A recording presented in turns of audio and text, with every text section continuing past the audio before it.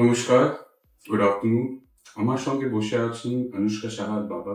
অনুষ্কা সাহার admission complete হয়েছে Bardhaman medical কলেজে ইন WBMCC রাউন্ড 1।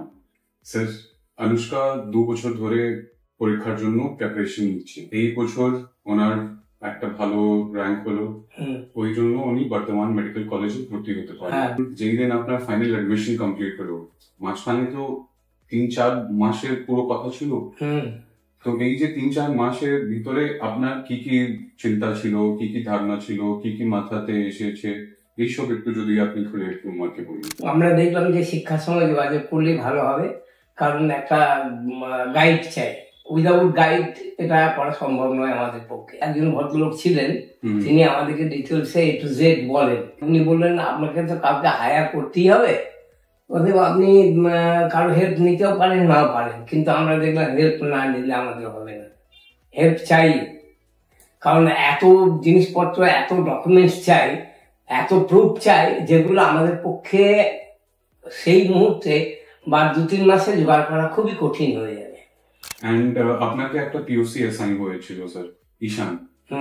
ওই POC নিয়ে আপনার কি বলা আছে স্যার? না, POC না, ঈশান আমাদের খুব হেল্প করেছে।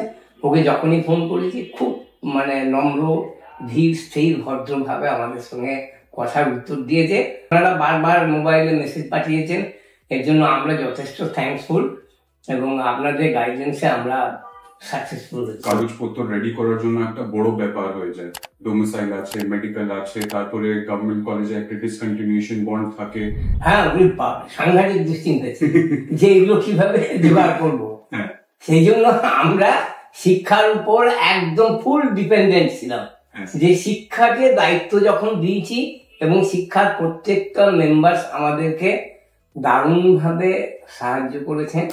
এন্ড কলেজ আপনাকে কিরকম লাগলো? কলেজ ভিজিট করেছি, এবং ইতিমধ্যে 2-3 দিন কলেজে গেছিলাম, এবং একটা ওরিয়েন্টেশন হয়ে গেছে অলরেডি, এবং 21 তারিখ থেকে ক্লাস শুরু হবে।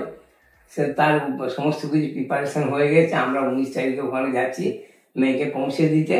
এখনো হস্টেল পাইনি, তবে হস্টেলের জন্য ফর্ম ওরা ফিল আপ করে রেখে দিয়েছে। ওই যেদিন আপনি যাবেন ওই দিন হস্টেল লট হয়ে যাবে। ধন্যবাদ স্যার, আপনি একটু সময় দিলেন আমাকে। Thank you so much. Thank you.